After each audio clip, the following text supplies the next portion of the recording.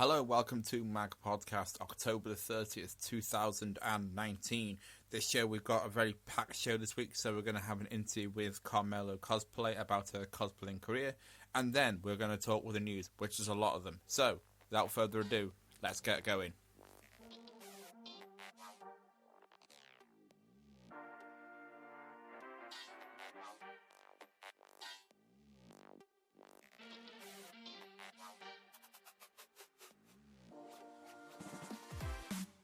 Okay, we got an absolute packed show this week for you. It's a lot of stuff that's happened. But before we do all that, just going to get you know and give a shout out over the people over at Bad Fish Merch and Geek Erie who have been supporting this show since so long. So, without further ado, I'm going to let them explain what they do, and then we'll come back. Have you ever thought that should be on a t-shirt? Well, now it can. At Badfish Studio, we create one-of-a-kind t-shirts, hoodies and more from just £15. Get a favourite slogan, awesome picture or anything in between and wear it around town. It's less commitment than a tattoo. We can do full colour images or bold colour vinyl, including metallic, leather and carbon fibre look, glow in the dark, reflective and even rainbow or glitter for all you snazzy unicorns out there. Because we love you, the podcast community, we want to give you 10% off your order by using the code MAG1. Oh, and if you are content creators, we have free merchandise options that will help you start making money from your labour of love. So shoot us a message on Facebook at Badfish Merch, Instagram at Badfish Studio, or fill in the form at www.badfishmerch.com. Badfish Studio. Be unique, be badfish. Come check out Geek Erie podcast. While an Irish person and two English co-hosts talk about anime and the convention highlights of what's happening around us on an international basis. Sick of hearing about Gamergate? Sick about your favorite anime being called as a Nazi propaganda? Why not check out Geek Erie podcast? We have news, interviews, and convention highlights. So check us out wherever you can find a podcast, whether it's iTunes, Stitcher, or Spotify. I'd like to thank a lot of people over at Bad Fish Merch for taking the time to do that advert. If you guys want to pick up anything on their store, it's MAG1. Use the code and you get the 10% discount from their store. If you can go and help them, it helps the show. Everyone wins on that one. If you want more anime discussions and more topical anime discussions, head over to Geek Erie. They do a lot of discussions on there about everything in the sort of anime, music and convention scene. So go and check them out. They're nice people too. Okay, well, that's done and out the way. We're just going to go and straight on with an interview with Carmello, who is a cosplayer from Ireland. So, without further ado, let's start the interview. So I'm here with, if you could give a hello and explain who you are. Hello everybody, this is Carmen from Caramello-cosplay. How's everyone doing? We're doing good over here, so. Good. I wanted to start by just going straight to the thing, is what made you start cosplaying in the beginning? Okay, so I grew up watching anime and playing games, actually at a pretty young age, starting with Nintendo. Woo! And yeah, I seen your t-shirt in that. And I think it just kind of went from there. I actually went to my first convention when I was 12, maybe 13, and at the time I didn't cosplay, and I didn't really know what cosplay was until I went to QCon, which is my very first convention in Belfast. And that's when it struck me that, oh, you could dress up as these anime characters, because when you're young, you just watch the cartoons and you don't really think about dressing up. So I guess it kind of sparked an interest there. And it's been that long since, I guess. You've been in the game now for too long. Like, I've forgotten how many people it is. Yeah. How many years it is. Yeah. That's it, yeah. How many cosplays have you done, if I dare to ask? Actually, not as much as you think. Okay. I think I've only got maybe 13 or 14 now, ever since, because sometimes it gets harder because I'm getting pickier because I started to make my own cosplay. So when you make your own cosplays, it takes obviously a lot longer for the whole thing to be finished. So yeah, definitely it's like 14 cosplays. Yeah. I think that most of the cosplays I've been to have been like the case of and mine will just go blank and they'll completely forget. Or you're like extremely picky and like I would know what characters to choose and what characters not to choose to suit my own body or my own face, for example. So that's a setback, I guess. What's been your most ambitious cosplay? The most ambitious, I can't help but think it's the very first one that I made, which funny enough was Tracer, because at the time I literally had minimal tools, and people would think it would be my latest one, but actually it's because I had zero knowledge back then. I just kind of winged everything. I still kind of do that now, but at least I have a knowledge of how things work. But then I was just like, I'll just cut it this way and bend it this way and glue it this way. And I only had like one type of glue, which was hot glue from a glue gun. But nowadays you would have like contact adhesive and super glue and all these really like cool glues that you've never heard of before. But it was the making of her chrono accelerator, and I remember ordering her actual outfit online, like her clothes. And it came with a chrono accelerator, and it looked horrible because it was just all made of cloth. And I was like, obviously it doesn't look cool enough. So definitely the making of her chrono accelerator. I actually made that 6 times until I got it perfect. You were that picky about it. It's like, it's gotta be this. I literally just ripped the chrono accelerator off her harness and made a new one and put a new one on. And it was just, I had so many pictures, like reference pictures of her. So she was definitely the most grueling. I think because I was so obsessed with the character as well. So definitely her. What's been your most proudest cosplay then?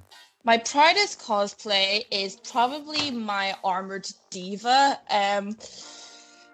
Diva, everybody usually just wears, the whole suit of Diva, which is what she actually wears, so that's fine. Yeah. I'm nothing against that at all. But I saw a fan art of Diva on DeviantArt, and she had her mecha on her, and I was like, I want to do that. So I first asked permission of the artist if I could make it, because it was her design, and I didn't want to just take it, So I got permission for her off her, and I made the whole the arm. That was my first time making armor, and it was definitely the most grueling as well in the kind of way. It was kind of the most uncomfortable because I was so warm. And my diva guns as well, or my till today is my proudest achievement, I say, in my whole cosplay career, whatever you want to call it. Because the guns took, I think it's like 3 months for me to even finish. Wow. The guns itself, and that's not even the whole body armor as well. The body armor was nothing, honestly. It was definitely guns, and I have LEDs in them as well. So that was my first time using proper LEDs. So yeah, that one for sure. And funny enough, they're both from Overwatch. I was going to ask, is because I do know a little bit of Overwatch. I know that Diva has the mech. Yes. Obviously, did you make that all out of like foam and stuff like that, or was it? Yes, it would be half foam and maybe a bit of Warbler as well. I don't know if you know what Warbler is. It's a thermoplastic. It's very expensive. So you use a heat gun. One side of it is got a sticky kind of adhesive, and the other side is just plain. And if you want anything to be hardened or even patterned and stuff, you would use that. Now you need to heat it up and like mold it around something, and you would usually mold it around foam, and that just gives it a more of a sturdier texture to it. So have you had any cosplay disasters? I mean, technically the Tracer was, because the first time I made it I thought I was very proud, but the more I looked at it I thought I need to remake this, and obviously, like I said, I made it like 6 times over until I got it right. So that technically was a disaster. I haven't had any like major disasters where I've made something completely, maybe like the Diva armor, for example, and then had to make it all over again. But disasters could also mean at a con, right, where it just falls apart. My recent one, no, it's not a big disaster, but I made Kaiser from League of Legends. And funny enough, it was for the documentary, and during the documentary, we were filming in Dublin Comic Con, and my wings just kept folding in for some reason, and no matter what I did, it just wouldn't sit still. So my wings looked kind of floppy and looked kind of strange. And I was a bit worried because I was being filmed, obviously, and me being the perfectionist, I was getting really stressed. But I managed to fix that anyway, so it wasn't too bad. But it was just annoying because it kept hitting my face as well. Oh. Yeah. Like trying to look super cool and everything, and just like. And it was just like, poof. Yeah. Oh. What documentary is that, if I can ask? Okay. So it is called Real Life Superheroes. It's not just me, there's 2 others as well. And it's about cosplayers from Northern Ireland, and I was just very lucky to be chosen to be one of the characters to be within the documentary. So it's just showing the world like that there is really talented cosplayers in Northern Ireland. We're just, we're always usually set aside and people don't really know much about Northern Ireland, so it really put us out there. So I'm very happy that I represent Northern Ireland along with the other 2. We had Ed Burns, who was he's a very big comedian down south, and he was our presenter. I think I've heard of him actually. If you watch, what do you call that show? It's full of comedians. I can't even remember the name of it. Mock the Week. Yes, that's it. No, I know the face. I think I know that. I can't think of the. You get that. You see name in lights, and you think. Yes. And then you're trying to put the name to the face. Like, now I know who it is. Yeah. That's exactly. Oh, that's pretty cool.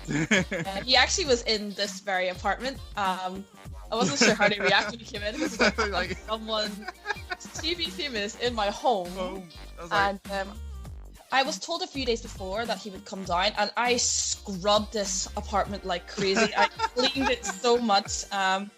Oh my goodness, yeah. I have really bad OCD anyway, and that just got me mental. And my husband was like, "Are you okay?" I'm like, "No, stress, must clean." It's like if the Queen came into your house and you're like just scrubbing the whole place. Yes, literally. It was like the cleanest it will ever be. And I tried to like declutter. I actually got like a bin bag worth of stuff, and anything that I didn't want, I just had to throw it in a bag and literally throw it outside. So I did a really good cleaning job, I guess, for the day.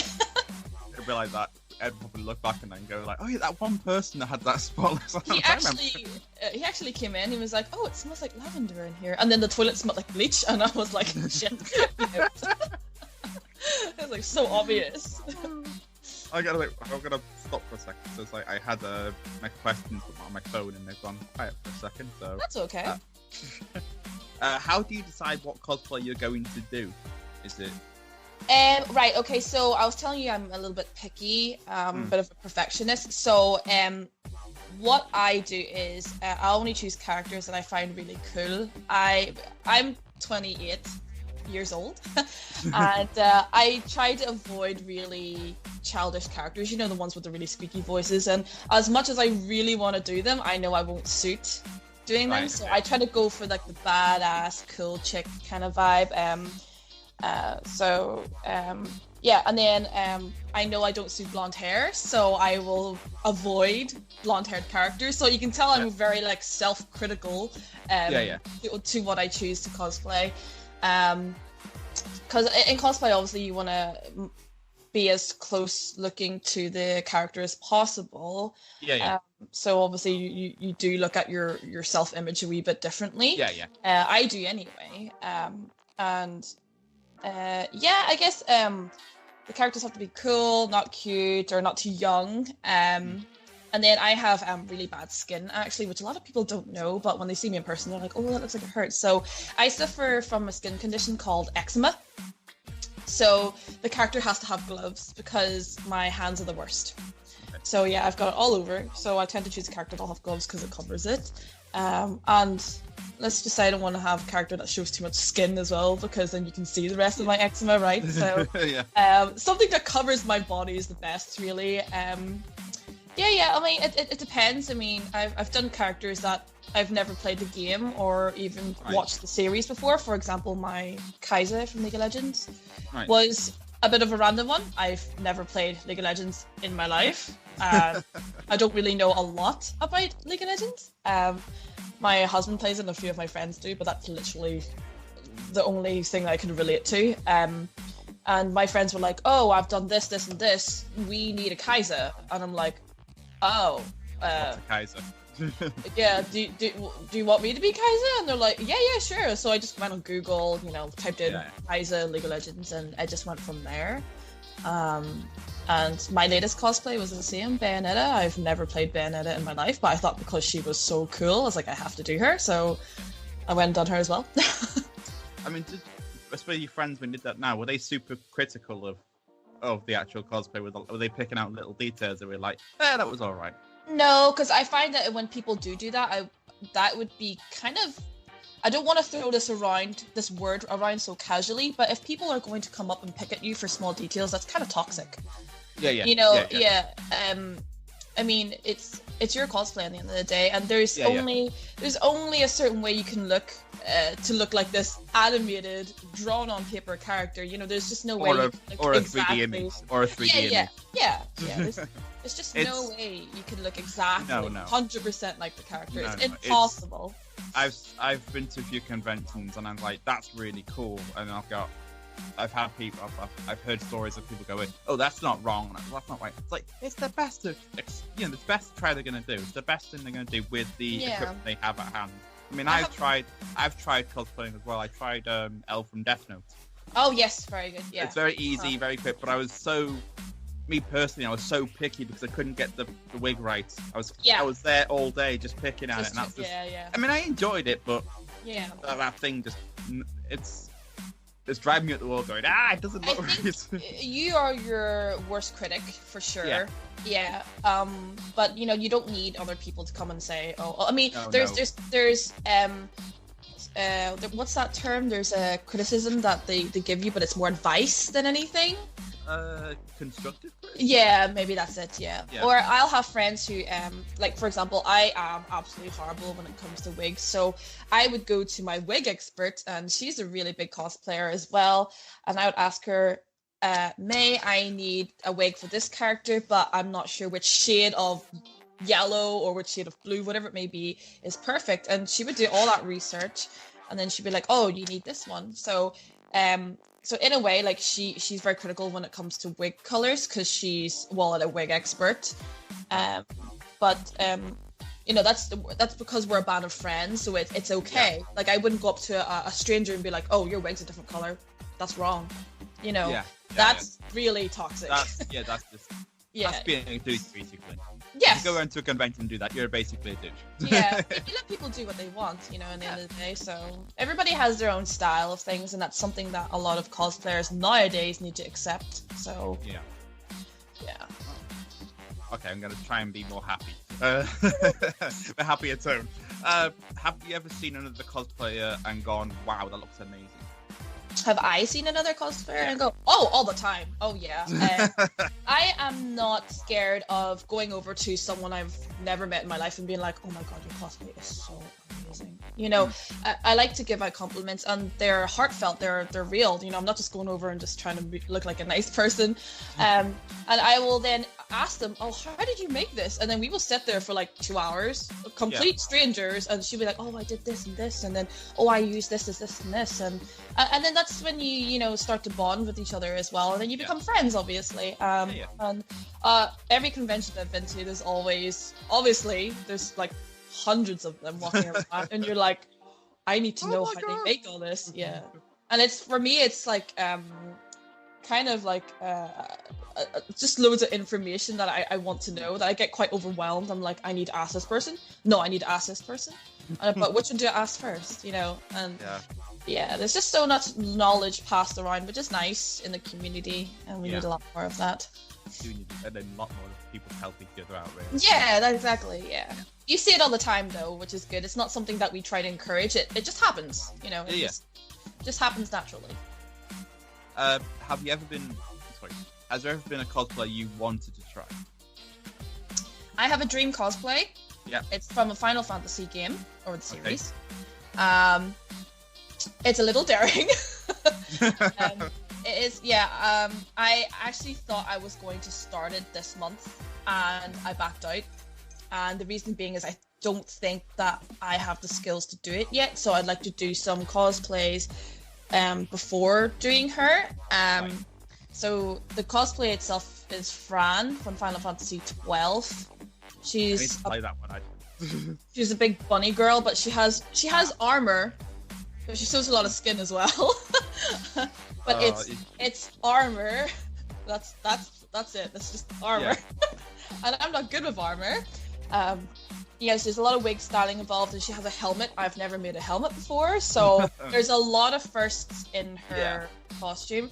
And I can say that I'm a little afraid of doing her because it's like out of my league at the moment. It's so I need to get better. I think we've all got that one dream cosplay we'd love to do, but I just like, oh, there's this and there's this, and I don't think I've got that skills or that kind of confidence maybe to do that sort of thing. You do doubt yourself every time you start something new. I was gonna do one of the I was thinking of doing a Psycho from Borderlands 2. So I was looking through all the equipment, and I was like, yes, I want to do that. And I was like, I am currently playing that game, and it is amazing. I haven't played 3 yet. I'm still, I've played all the other games on my PC, but I'm just like, when it came 3 out, I was like, have I got the skill? Have I got the power to do it on my laptop? And I was like, I don't think so. So I'm gonna see, but I want to play it so badly. Oh, so take your time. It's fine. I mean, the game's always going to be there, so exactly. And maybe it might come out for the Switch. Cough, cough. I don't know about that actually. I hope so. If it does, I'm currently playing the Goose Game on the Switch. Oh my God, everyone's playing that. It's so funny though. What am I playing now? Actually, I'm playing Final Fantasy VIII: The Remastered, and I'm waiting for The Witcher 3 to come out. I've downloaded it, and then I'm going to be. Yeah, Witcher 3 is on the Switch. It's such a huge game, though. It is. They've knocked it down in the. It's not going to be 720. It's going to be 540 in handheld and 720 in dock mode. Oh, okay. So I've never played it. My friends keep knocking at me, going, "You gotta play it." Like huge games like that. So they've got Sekiro and Skyrim and all that. Those games are huge. And when you think of putting a massive game into like a tiny Switch, you're like, how? Yeah. I think they've knocked Doom as well is quite big one. That was like I go at that and I thought, how did you get that into a tiny machine? It's amazing. Yeah. But they did it, and I was like, okay. I'll just. Yeah. Okay. Are you? You said you think you. Sorry. I said, come on, get my son up. Are you planning any new cosplays for this year and next year? Yes, I am currently planning a Tekken cosplay for this year, but it's gonna take me until next year before I complete it because I'm thinking of going to Gamescom in Germany next year. So that will probably be my only con actually, because it's difficult at the moment because I'm saving for a house at the moment, so funds are low. There's only so much, so it takes me a lot longer for me to complete anything now because I need to get the money in and save up for the materials and so on and so forth. But I'm doing Alyssa Bosnovich from Tekken, the robot girl. She has a lot to make. She has her wings and she has 2 saws on her arms, so that's the reason why I chose her. Because there's a lot to show off in with that cosplay. So I'm doing her, and I haven't started anything yet.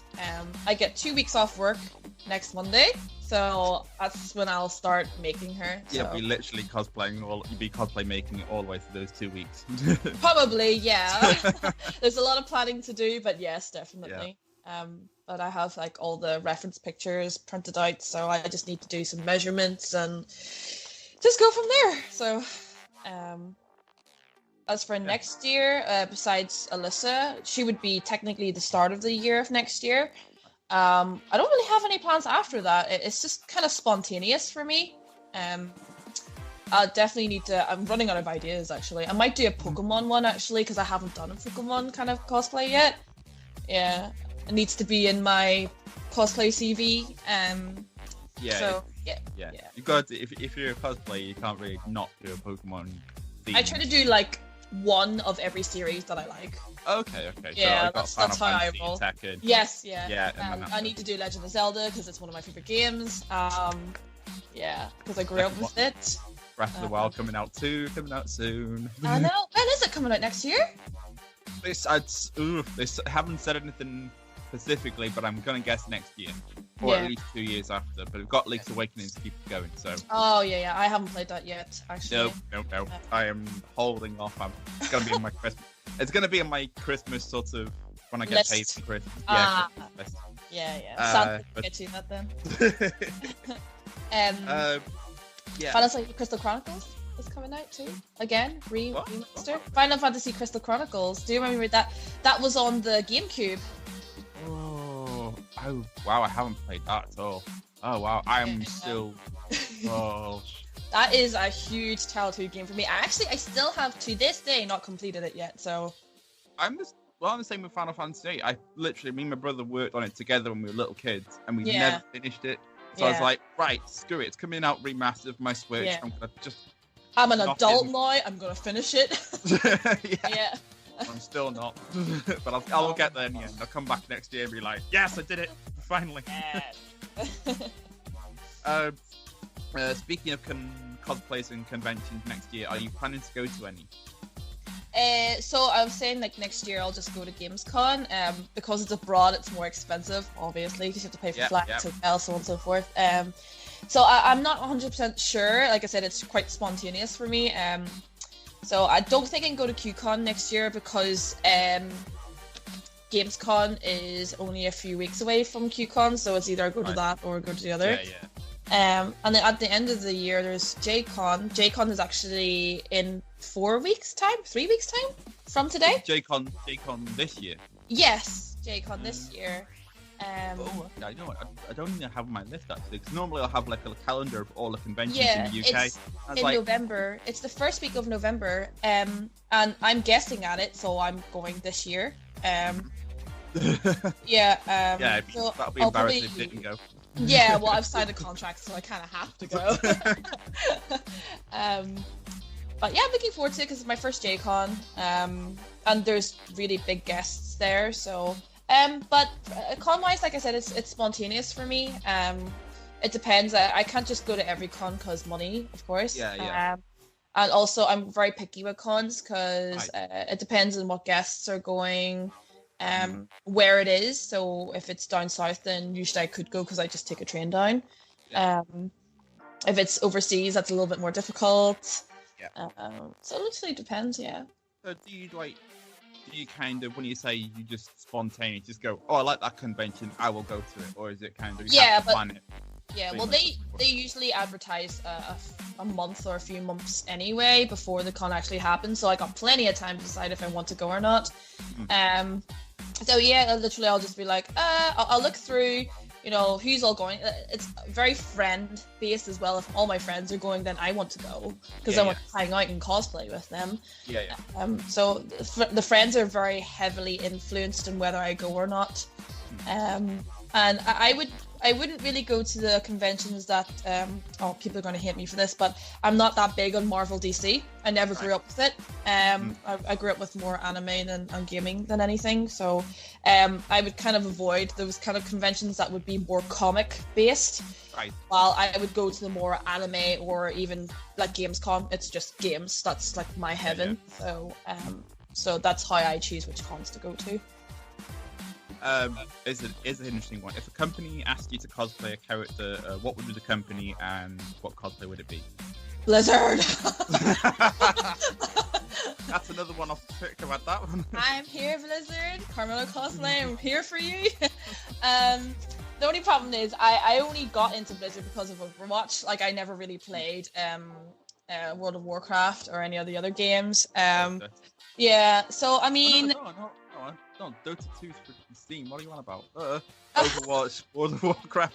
I'm thinking Warcraft, the original one. That's why. Is it RuneScape or something? I think that's Blizzard as well. No, RuneScape's that free to play game. It's it's something like it. What's it called? That's gonna do it in. StarCraft, Warcraft. Yeah, StarCraft is huge. World of Warcraft, Overwatch.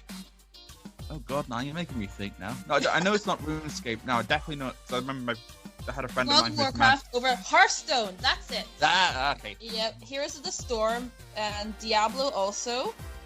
Wow, did StarCraft already, and yeah, I think that's all the Lost Vikings, but it's a really old game. Yeah, I just Google that now. Yeah, I just Googled. Yeah. It's easier to Google things nowadays. Yeah, it really is. I thought Hearthstone. The cosplay. Oh yeah. If they asked me, I really want, like, this is another Tracer skin that I've been thinking for 2 years that I won't do because it involves a lot of sewing, but it's Tracer's Atlantic skin. I don't know if you know what it looks like. I do not. No, sorry. No, it's kind of like a mermaid. Okay. Like a speedy mermaid, but it was for a special event, and Genji and Tracer got these two skins. And it was Lucio and Mercy that got theirs this year, so it's like almost a yearly thing, these special skins. You have to buy them with real money though. Yeah. I saw the Tracer skin and just fell in love, and I bought it. So I really want to do that. She has a glowing wig, so I don't know how I'm gonna. Yeah. He just looked, went, sorry, wallet. Yeah. Sorry. Making it rain. Yeah. Okay, I've got to go now. Down my phone. So it keeps doing that all the time. So I give it a minute and it just like deletes, just blanks itself out. Okay. Yeah, if anyone's listening now and wants to start cosplaying a character, what advice would you give? So for beginner cosplayers, if you're choosing a cosplay, just even if you don't be afraid to do something simple. Because a lot of people, I think, nowadays have this this huge overall goal kind of thing, say that they have to do something epic. But no one, all expert cosplayers or pro cosplayers, whatever you want to call them, had to start somewhere as well. We all started small and worked our ways up, so I wouldn't even consider myself a pro either. I'm still learning. There's a lot I don't know, so don't be afraid to start small and build up. Don't go straight in unless you've done all the research. Then okay, fair enough, then you wing it, go ahead. But also remember that there's a lot of people out there that can give you information, so don't think you have to do it alone. And also the whole social media thing, you will get hate. And I always tell people, look, there's going to be people around the world that don't like what you do, and they try to make your life miserable by making fake accounts. And so cosplay is very psychological, you see. So and for new cosplayers, I think it quite be overwhelming for them psychologically. Especially when they don't know how to handle the hate because they're new, Best really is just ignore them. There's no really way you could justify it because they're just gonna keep harassing you. Yeah, they're just gonna keep going. If you keep feeding the fire, they'll keep. You're literally putting oil in the fire for them, and they're enjoying this. They're enjoying you, watching you answer back and suffer. They're getting a kick out of it, aren't they? Really? Yeah. Best way is to ignore and block, delete, and just move on with your life. And that's really all advice I can give, honestly. Oh, YouTube YouTube will teach you how to do cosplays. It's amazing. Yeah. Okay. I'm just gonna end this up and asking, where can people find you on the old internet?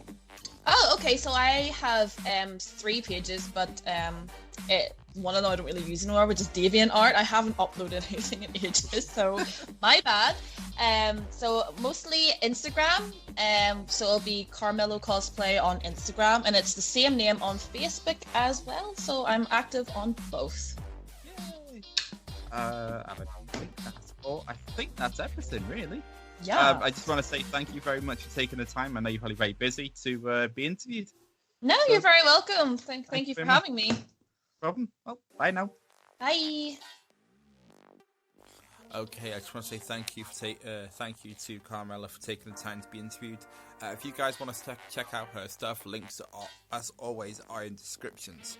So I switched gear a bit, and we're going to talk about news. And boy, howdy, do we have a lot to cover. So without further ado, let's let's get on with it, shall we?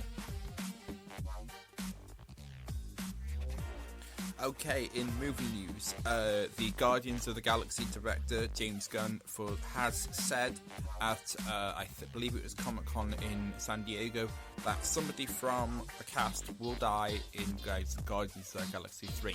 Now, obviously, he hasn't said who, but it could be anybody, really, we don't know, so we'll have to wait and see who it is. Also, as well, is the final Star Wars trailer has been dropped. You guys can check that out on YouTube. I cannot wait for this. 20th of December cannot come quickly enough. Robert Pattinson has spoken with Access about the upcoming Batman film. Obviously, he is being interviewed for his film The Lighthouse with William Dafoe, and he was asked about has he got the voice for Batman down, and I believe he has. He has said that he is, but that's just him. So yeah, there's a video of him in the interview. I haven't had a chance to watch it myself yet, but I will get round to it, and then I'll give you my thoughts on how it sounds. Kicking over to video games news, and we've got to talk about this now, the actual Blizzard controversy. I want to find out what the actual hell is going on, because oh boy howdy, that's a lot to cover.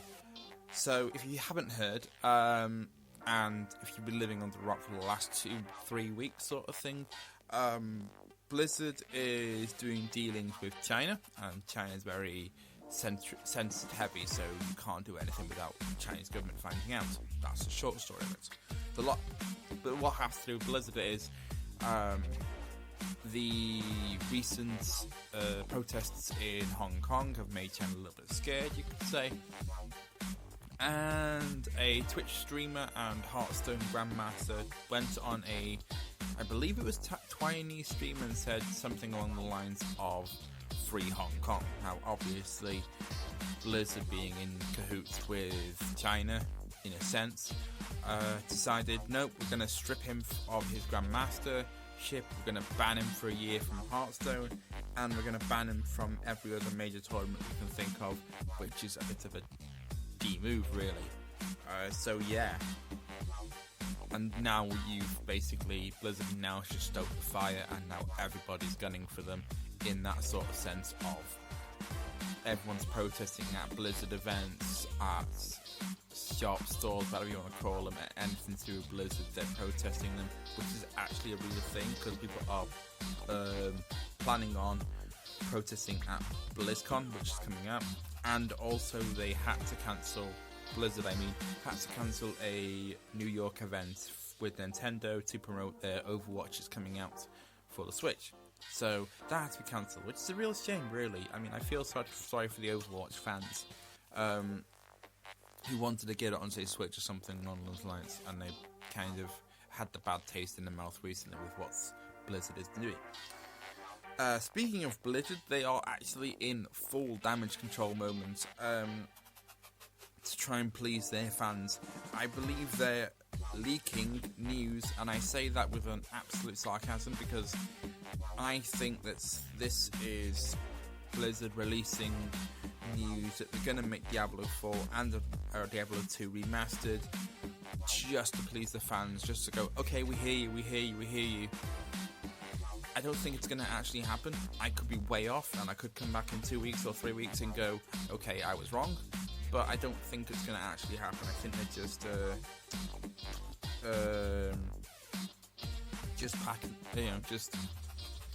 just appeasing the fans to keep them quiet so they don't protest BlizzCon. That kind of stuff, really. A company that's known for controversy, lovely segue there, EA have actually said that they are going to put they haven't actually said, but a few people have noticed that a few older games in the EA library is on Steam. Don't get excited, it's not anything big, we're not going to have Apex Legends on Steam. It's the Saboteur. Now, Saboteur was a PlayStation 2 game, I think, way back when, and I actually wanted to play it. It looked really interesting. Sort of noir with Second World War type thing, where you'd be a saboteur, that kind of stuff. It looked interesting for the time. I couldn't play it, I don't know why. But yeah, I think it's a PlayStation 2 game. PlayStation 2 or Xbox 360. Please someone correct me, I'm going to get it wrong. So yeah, that's happened. So if that's reviewing good and people start paying that one, they might do more stuff with it. Let's hope. And oh boy, we got another controversy to go through. This is the episode of controversy, isn't it? Fallout 76. Yes, we know the stories about what they've done, but this one is really gonna be like, oh wow. Fallout 77. Bethesda have announced that they're doing a monthly subscription to Fallout 76. Which is ridiculous because I think they've got the microtransactions on go. They've got a battle pass going as well, and now they're doing this subscription-based thing. And to make it even worse, it's $100 now. For the British, I believe that's about £90, maybe 80. But that's still a freaking lot of money to spend. Sorry, but screw it. I wouldn't pay that. I've never played Fallout 77. I saw the bugs, I saw the glitches. Unless you're giving me a decent game, then maybe. And if you're giving it free at the start, then maybe. But not now. No, it's like a year and it's got bad blood in my books. So I think this is Bethesda's even... they better come out the gate swinging with Elder Scrolls 6 if it ever comes out. After all this controversy and all the stuff's happened, it's going to be very tricky to convince me otherwise, I would say. So we'll see what happens there. And that's just, we haven't even got to anime news at the moment. My gosh. Okay, anime news. The director of Your Name, and I'm not even going to try and pronounce his name, I do apologise, has released a film called Weathering With You, and the reviews saying that it's even better than Your Name. Now, I don't know what they're doing with it. It's getting released in the US, so I think it might be going for an Oscar sort of nudge. I hope it gets it. It'd be really good. But yeah, people are saying it's actually better than Your Name, and I've never seen Your Name. Yes, come at me, I know, I haven't seen it, and I will do one day. I need to sit down and watch it fully. And if I do, then there'll be a review up for it on the site. You guys can go and check it out over there. Links are in the description, as always. So yeah, I'm going to watch it, and it'll be a review, and then we'll discuss. Switching over to different anime news, it's dub season everywhere, I think. We are getting a Demon Slayer dub. We're getting a One Piece dub, which I'm surprised. I thought it already had a dub. I could be way wrong. I could be proven wrong, so do please comment, tell me I'm completely an idiot. So yeah, I didn't know it already had a dub. Who knew? But that's going to be a lot of episodes to dub. We'll see what happens. Yeah, Netflix has been showing off what they've been saving for in next coming years. It's two big anime news. Ghost in the Shell SAC 2040 is coming out in 2020. No exact date yet, but it's kind of in the they've had pronounced 2020, so I don't know when that will be. We'll have to wait and see. Also, what's interesting is Eden, which I saw the trailer and I went, wow, that looks either really good CGI or really good animation. I couldn't tell you the difference. So props to them. So well done. I'll definitely keep my eye on that one. That looks super interesting. A story that when a little girl gets raised up by humans and she's the only human left. There's a few concepts that look interesting there. Let's see how that turns out. As I'm recording this now, MCM London is happening. Shout out to those guys and girls who are over there, because you guys are amazing, and I am seriously jealous because I personally cannot be there. A contributor who is a regular contributor is there, and hopefully, if things go all well, we'll have a review of MCM soon. So links in the description as always to the site, and you guys can check it out there and see what you think.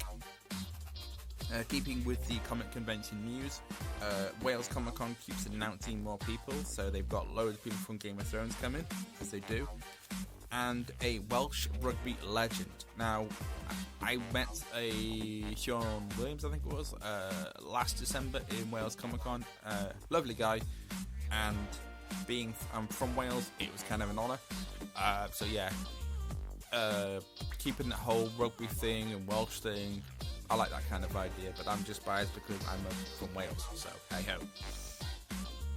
So yeah, I just want to say this has been an absolutely amazing episode. I would like to thank you guys for listening. I would like to thank Carmello for taking time to be interviewed.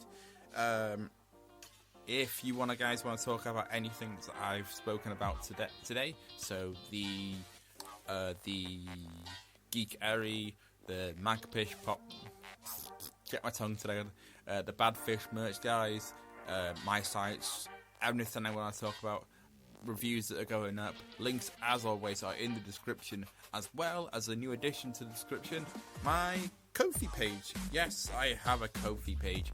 If you guys want to support the show, every little helps and every little one gets a shout out on this podcast, either right at the end or right at the start. I haven't decided yet, but if you guys want to support the show, there's a Ko-fi link in there. You can support the show and I can have myself a coffee.